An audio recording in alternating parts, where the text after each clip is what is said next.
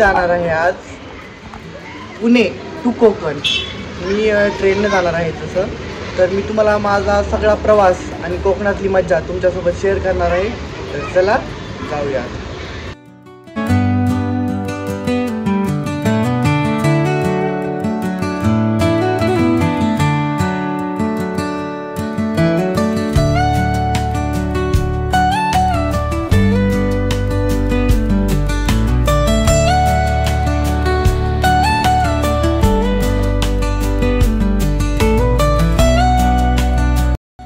तर सगळा प्रवास करून मी आलो संगमेश्वरमध्ये।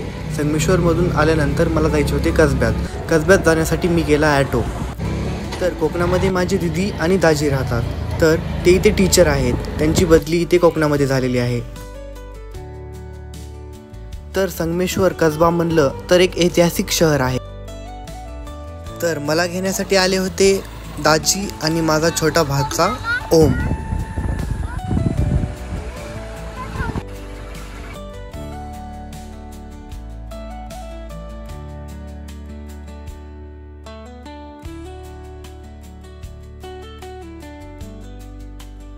तर आम्ही घरी पोहोचलो आणि पोहोचल्यानंतर पहिल्यांदा त्यांना माझ्या बॅगमधून त्यांची गाडी काढली आणि दोघे जण गाडीला अनबॉक्सिंग करायला लागले।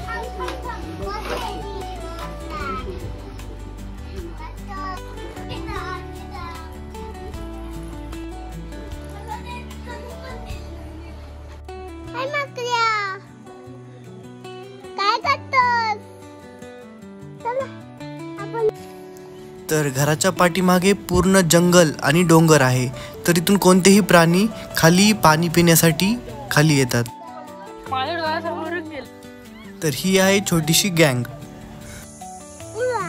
तर इथे संगमेश्वर आणि आसपासच्या परिसरामध्ये एकूण 360 मंदिर आहेत, जे की पांडवांनी त्यांच्या काळामध्ये बांधली होती। रत्नागिरी जिल्ह्यातील अलकनंदा, वरुणा व शास्त्री नदीच्या संगमाचे ठिकाण असलेले संगमेश्वर एक पवित्र धार्मिक स्थळ आहे। सह्याद्री खंडामधील हा प्रदेश रामक्षेत्र असे म्हणले आहे। 7व्या शतकात चालुक्य राजा कर्ण याने आपली राजधानी कर्णवीर कोल्हापूर येथून संगमेश्वर येथे स्थापना केली। तर इथे हर एक मंदिरामध्ये एक शिवलिंग होते आणि मंदिराच्या समोर एक नंदी। तर घराच्या साईडलाच 2 मंदिरं होती। तर मी आणि माझा भाचा निघालो मंदिर बघण्यासाठी। इथे एकदम जुने मंदिर आहेत, जे की आता काही त्या टायमिंगला पाडले पण होते आणि जे की आता थोडे पडलेले पण आहेत। तर तुम्हाला मी दाखवतो, एकदम जुने प्राचीन मंदिर आहेत।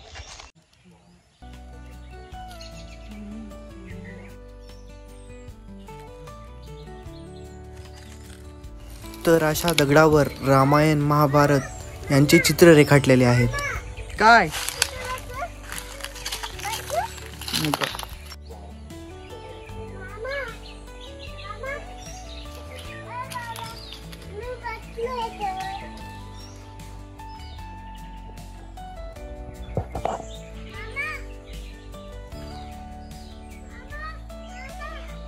तर मी आत मंदिर बघूपर्यंत तर ओम नंदीवर बसला होता।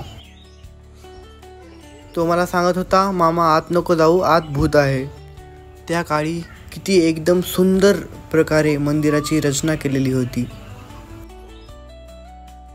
तर भूत तर काय नाही, पण वटवाघुळी खूप सारे आहेत आत। तर आत एक शिवलिंग आहे।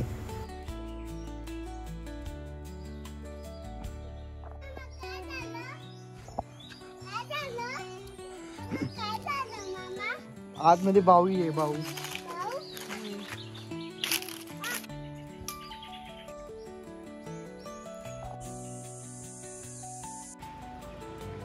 तर मंदिर बघून ओम बोलला, मामा आम्हाला दुकानाला जायचं आहे।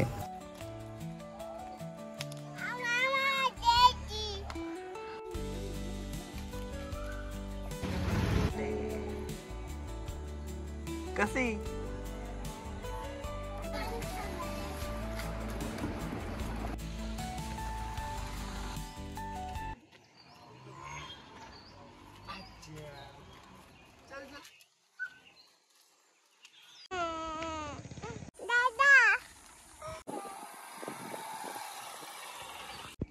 तर संगमेश्वर हे ऐतिहासिक शहर आहे. इथे संभाजी महाराजांना कैद केले होते. तर ऐन चौकामध्ये कसब्यामध्ये संभाजी महाराजांचा एक मोठा पुतळा आहे. तर संभाजी महाराजांचा तो वाडा आणि संपूर्ण माहिती मी तुम्हाला नवीन व्हिडिओमध्ये देणार आहे. तर ते तुम्ही नक्की बघा. तर सगळे टीचर्स लोक मिळून संध्याकाळी व्हॉलीबॉल खेळतात.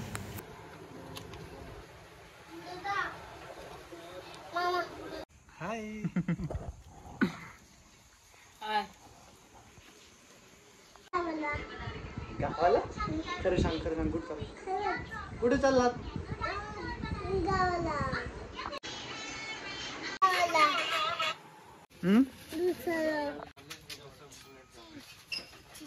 आता दे.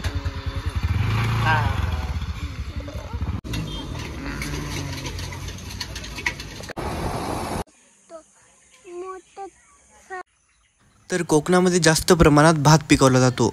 नंतर अननस, फणस, आंबा, काजू असे वेगवेगळे पिकं घेतली जातात.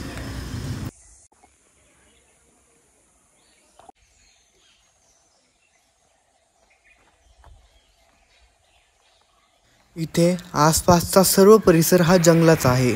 रात्रीच्या टायमिंगमध्ये इथे वाघ, हत्ती असे खूप सारे प्राणी खुले फिरत असतात. त्यामुळे रात्री इथे कोणीच बाहेर निघत नाही.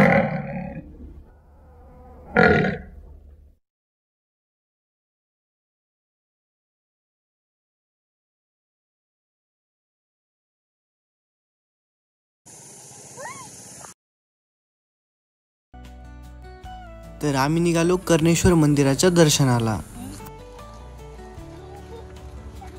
रत्नागिरी जिल्ह्यातील संगमेश्वर येथील कर्णेश्वर हे मंदिर एक प्राचीन हेमाडपंथी मंदिर आहे. हे मंदिर पांडवकालीन आहे. देवाने दिलेल्या आशीर्वादानुसार पांडवांनी हे मंदिर एका रात्रीत बांधण्याचा संकल्प केला होता. मुंबई गोवा महामार्गावरून संगमेश्वरच्या कसबा पेठेकडून थोडे पुढे गेल्यावर अप्रतिम शिल्पकाम असलेले कर्णेश्वर मंदिर सापडते.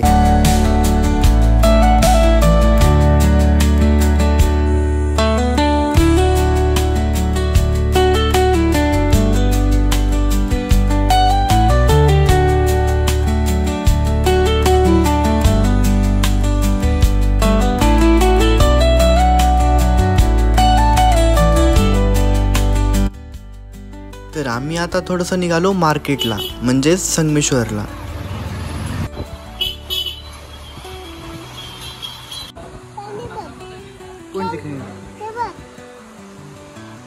इथे कोकणामध्ये सगळ्यात जास्त फेमस म्हणलं तर सोलकढी आहे. तर मी पण खूप नाव ऐकले होते. चला म्हणलं पिऊन बघूयात. तर सोलकढी आणि कोकणातील मोदक हे खूप फेमस आहे. गाडी कोण चालवण? नंतर आम्ही आलो काल भैरव देवाच्या मंदिरामध्ये.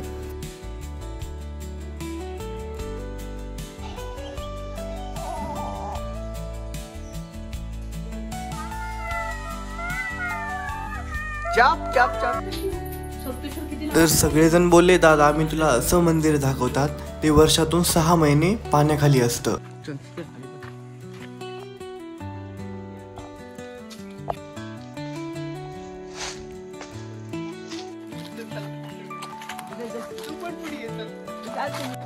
त्या मंदिराला संगम आहे. तर इथे वरुणा, अलकनंदा आणि शास्त्री नदीचा संगम आहे. त्यामुळे इथले नाव संगमेश्वर असे आहे.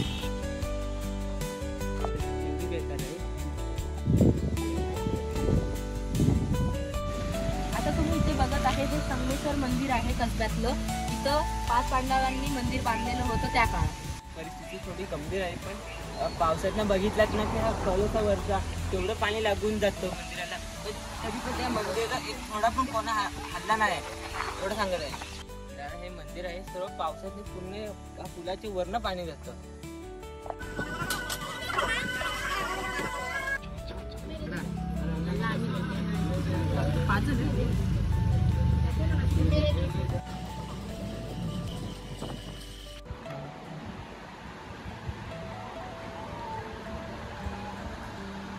संध्याकाळी जातो. संध्याकाळी तू झोपला ना मग मी जातो.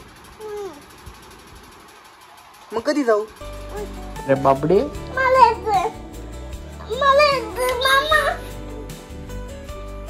ओम, तुला मी गाडी आणतो. कोणची गाडी पाहिजे? हा, कुठं?